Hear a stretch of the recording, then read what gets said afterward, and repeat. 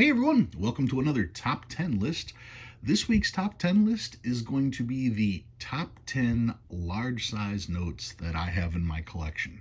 Now, I always like to put that in at the end that I have in my collection because I'm sure there are all kinds of notes that would make the top 10 overall list, but I don't have them. I don't want to sit here showing you guys top 10 lists of pictures in books or replica notes or things like that. When I do my top 10s, I want to show you the actual notes themselves. It just brings a little more authenticity to it. Anybody can rank any notes they want if they have a book that shows all the pictures.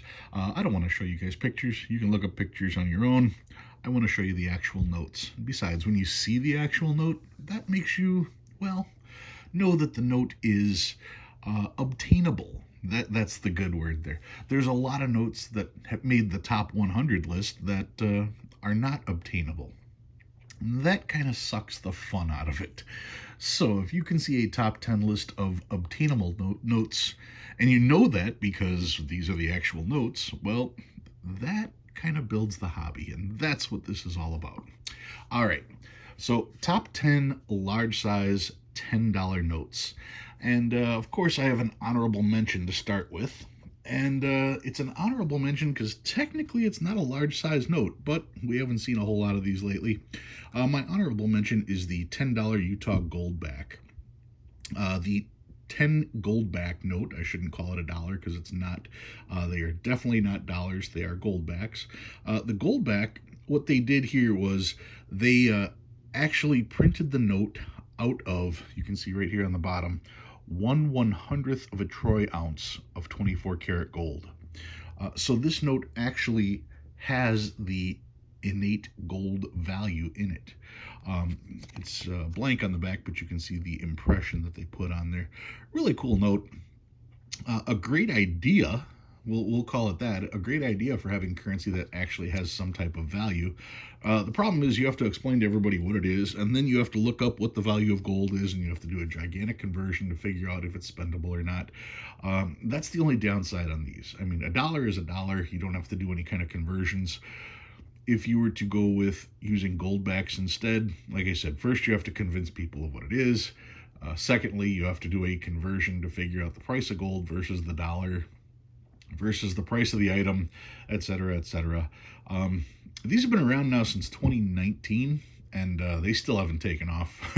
So I am pretty sure these are just going to be put back in the realm of collector's stuff. Kind of like the $2 bill. You can spend a $2 bill, but you don't see them in circulation very much at all. That's, I think, the fate of the Goldback, unfortunately. Anyway, that's my honorable mention, the $10 Goldback. All right, so the actual top 10. Number 10.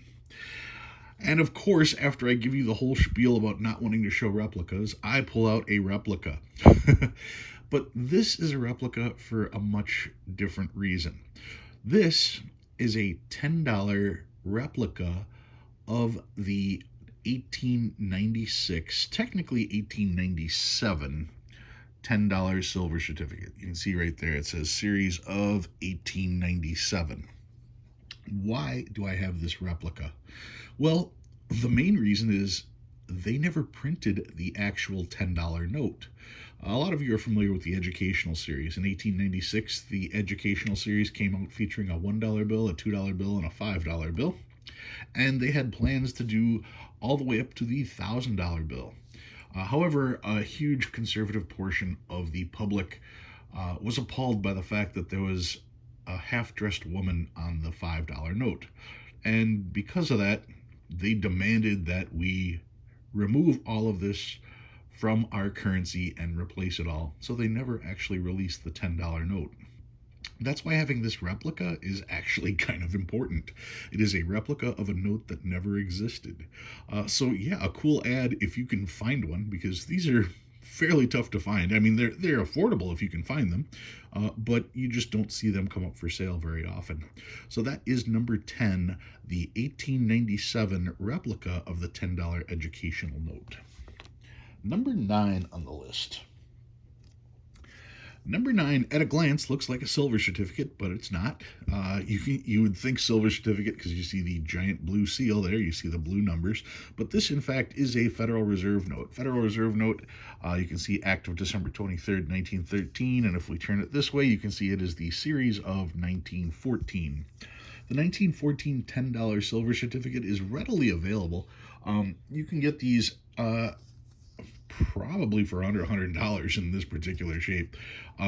They are collectible just because it is the large size version, one of the first versions of a Federal Reserve note. This 1914, I believe, is the first issue for Federal Reserves. Take a look at the back here. You've got industry here. You've got the farmers over here. That is the back of the $10 note.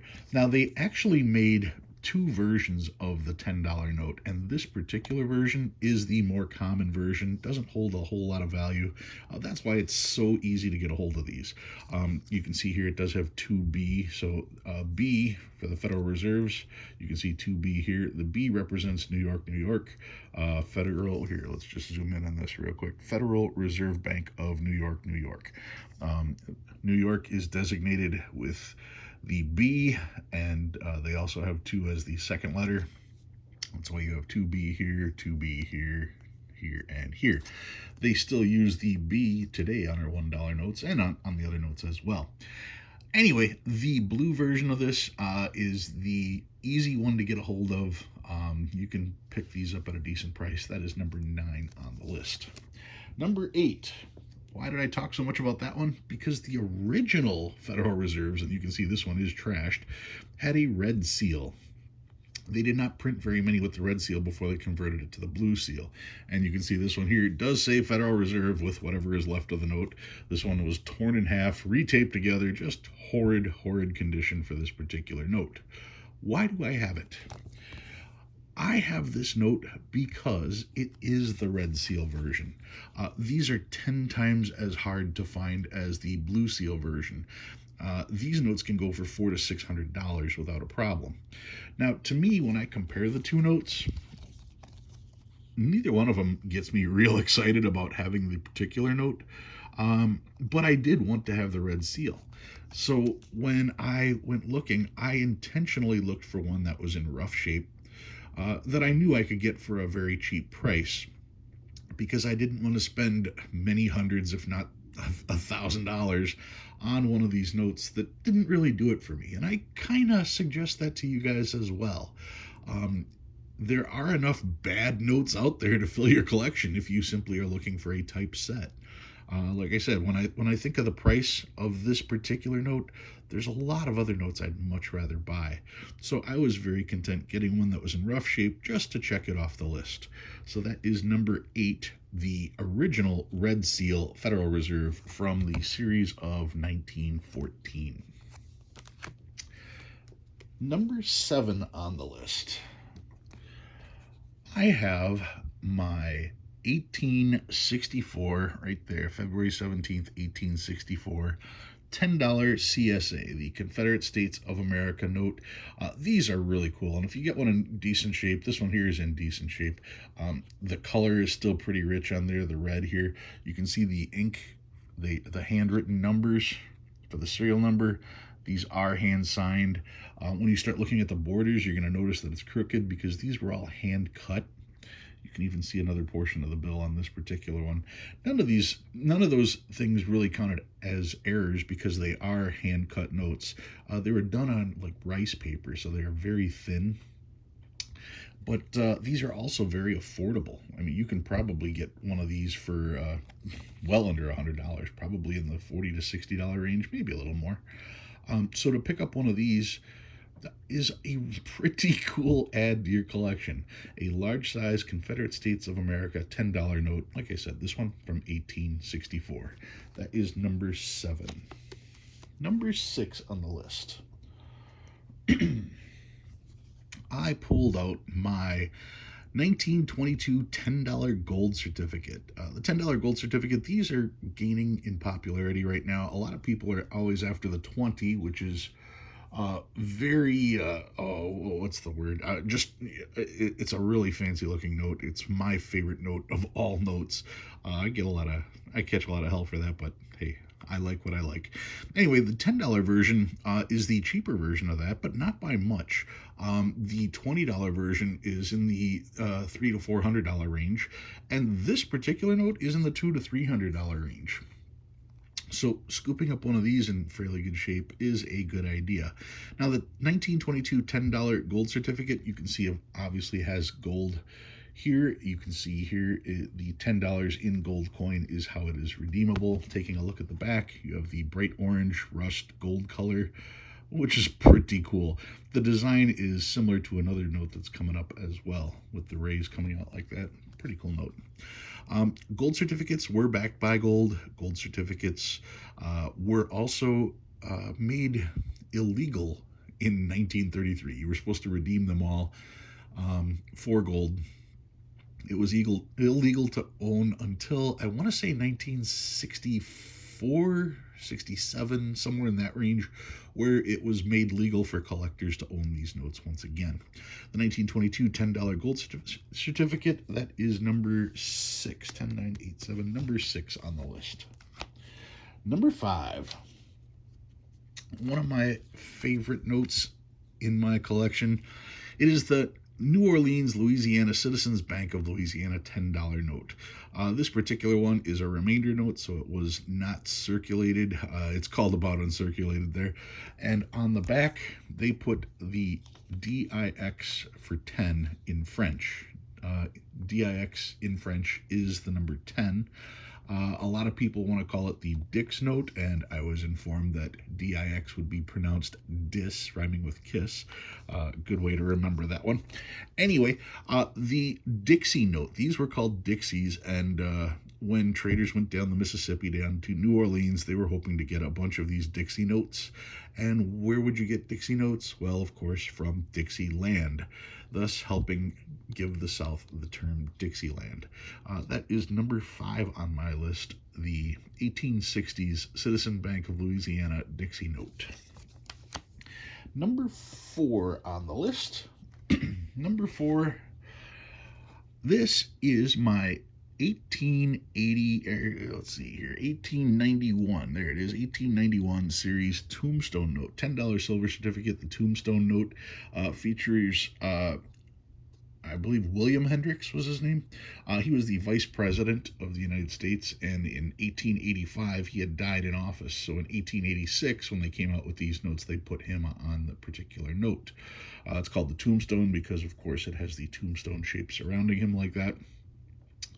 It is a silver certificate, and it's kind of unique that it has a red seal rather than having a blue seal. But if you look, the serial numbers are still done in blue, just to assure it being a silver certificate.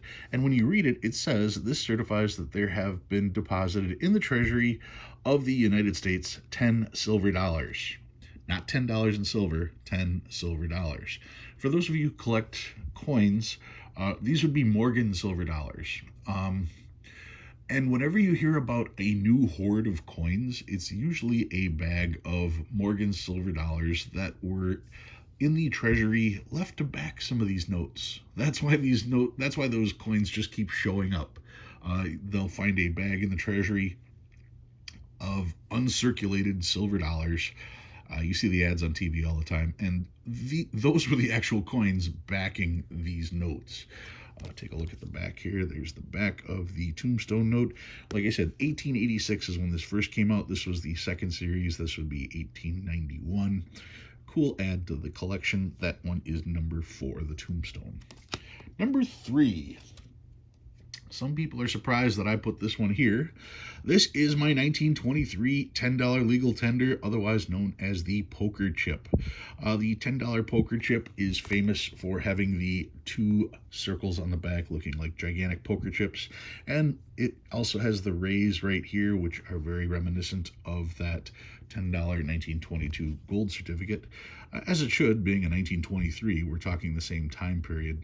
Now, this one features Andrew Jackson on it. The 1923 poker chip was the last large size $10 note that was put out before we reduced the size of the notes to what we use today. And that makes it that makes it one of the most in-demand notes. They also didn't print very many of these, and because of that, it makes it extremely hard to get. This is one of the notes that will sell for thousands of dollars. I want to say that this particular note, graded in a 20, you'll see priced for around $3,000.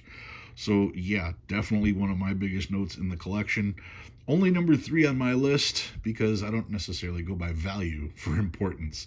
But yeah, 1923 $10 legal tender.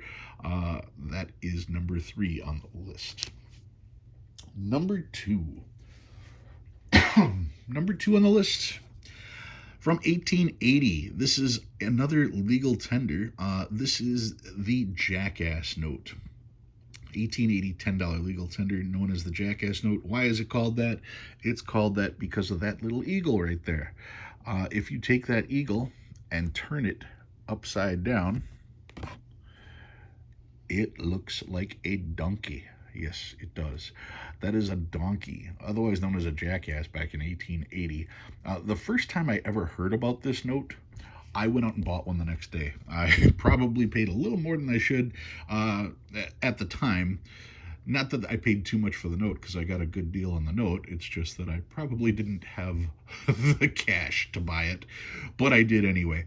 And actually, I sent this in for grading and ended up making out like a bandit, so I'm glad I did. The 1880 Jackass note, take a quick peek at the back of it here. You can see it does have the white area back here, as well as the wonderful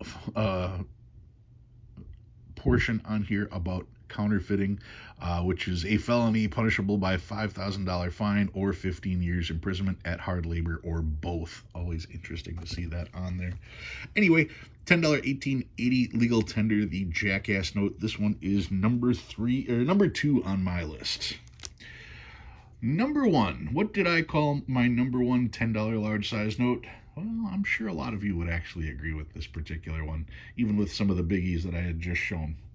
Number 1 on the list, from 1901, the $10 legal tender, the Bison note. Bison note features Lewis and Clark on there. Features a North American bison, not a buffalo. Bison note, just a true picture of what it was like in 18 whatever, crossing the Great Plains, with Lewis and Clark on there, of course. Just such a cool, iconic image. Take a look at the back here. The back has the I'd say 1920s look to it, which is kind of interesting since the note is from 1901. Here you're looking at 1850s. Here you're essentially looking into the future with the 1920s architecture design. At least that's my opinion. You can let me know if you agree with that or not in the comments. Anyway, the Bison note, that is my number 1. Hard to argue with that one. One of the more beautiful notes. Hard to believe that this was something that was in our pockets at one particular point. If you learned anything new this week, go ahead and hit that like button. If you like what you see and you want to see more, please subscribe. Love reading all your comments. Guys, thank you very much for watching. And if you have an idea for a top 10 list, put it down in the comments below. Thanks, guys. I'll see you again next week.